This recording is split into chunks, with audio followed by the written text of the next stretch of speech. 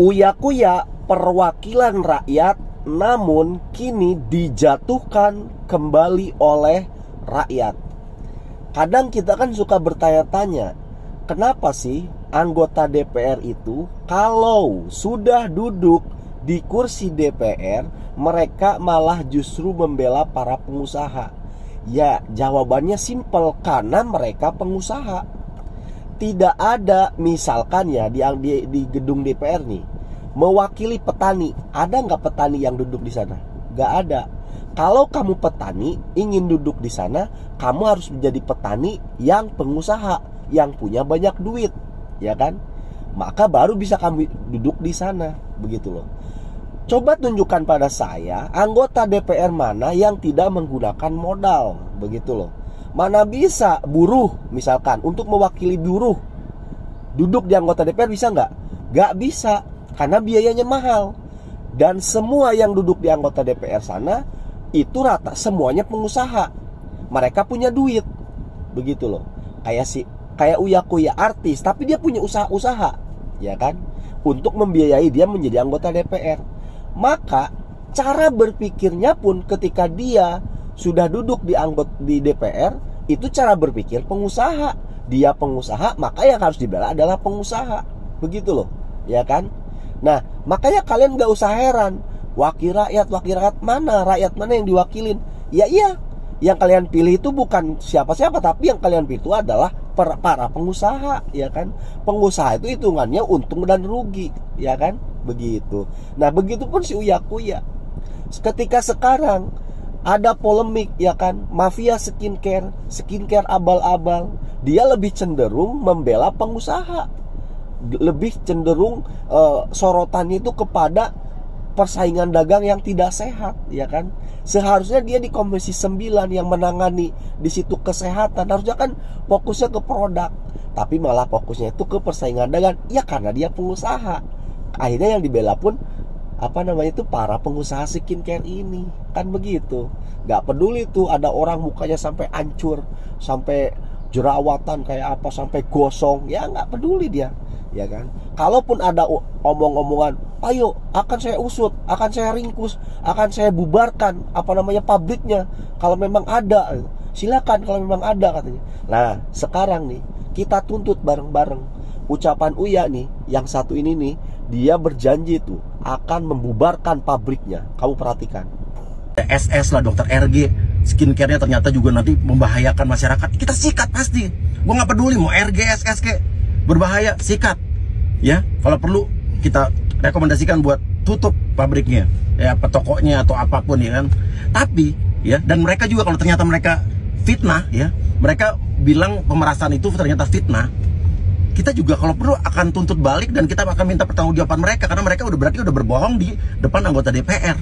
Nah, tuh dia bilang, ya kan, akan saya bubarkan, katanya, pabriknya akan diringkus dan lain sebagainya kalau memang ada. Nah, sekarang owner skincare-nya sendiri nih, si Sela Sokia ini, SS ini, dia ngakuin kok ada overclaim di produknya. Dia minta maaf. Apa kurang nih buat Uya-Kuya buktinya? Apa harus rakyat dulu, ya kan, mencari-cari, ya kan, ada overclaim atau enggak, begitu loh. Anda kan lebih berwenang. Anda bisa panggil tuh para ahli fisika, para ahli kimia, ya kan, suruh meneliti itu kosmetik, bukan malah rakyat yang suruh nyari kemudian lapor kepada Anda. Anda kan punya kuasa, begitu loh. Apalagi ini nih, ownernya sendiri udah ngaku. Kapan Uya mau bubarin ini pabriknya, mau bubarin ini usahanya Sela Sokia? Ayo Uya, kita tuntut. Nih dengerin Uya ya, si Sela Sokia sendiri ini yang dia ngaku nih. Saya di sini meminta maaf sebesar-besarnya atas kesalahan yang telah kami perbuat, atas kesalahan produk kami yang overclaim. Cara tentang overclaim, apakah itu karena mengandung zat berbahaya atau kelebihan atau kekurangan? Semuanya itu adalah pidana. Yes. Pidana dalam konteks kalau zat berbahaya kan bisa merusak tubuh pemakai atau konsumer. Kalau dia kelebihan juga bisa berbahaya. Bisa berbahaya karena mungkin kelebihan dosis. Kalau dia kurang juga bisa berarti tidak punya efek. Itu penipuan. Jadi kesimpulannya semuanya itu adalah semua jenis overclaim adalah penipuan. Iya. Dan Nah, itu dia. Itu ownernya langsung loh mengakui kalau produknya itu bermasalah, overclaim, ya kan? Nah, Uya Kuya ini udah bukti nih Uya. Ayo, kalau giliran sama Nikita Mirjani kamu grecek banget ya kan? Langsung, ada owner skincare langsung kamu terima. Ini loh udah jelas-jelas nih Uya nih. Kapan kamu turun tangan? Katanya kamu membela kesehatan, ya kan, membela rakyat, perwakilan rakyat. Mana ayo kok diem-diem aja nih Uya, ya kan? Nah, ini harus sesegera mungkin begitu loh. Ya itu sebagai owner skincare lagi pula, aduh, kurang ajar banget ya kan. Seenak jidatnya ketika orang-orang sudah gosong, mukanya udah hancur. Lah, dia cuma minta maaf begitu aja. Tanggung jawab itu orang-orang yang kamu rusak mukanya, begitu loh. Kamu masih berani play victim, kamu penipu, kamu jolim, kamu fitnah. Itu produk siapa? Produk siapa? Kenapa nggak berani jawab? Kenapa kamu nggak berani jawab? Itu produk siapa? Jadi nggak bisa pulang ya? Iya, memang. Ini hak kamu, 100.000. Hak aku juga, aku minta hak aku. Kamu ini negara hukum apa negara kamu? Iya, negara hukum. Udah tahu negara hukum, kenapa?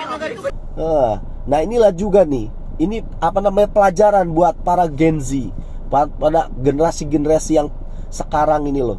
Karena rata-rata korbannya itu ya Gen Z ini nih, yang pengen glowing begitu loh.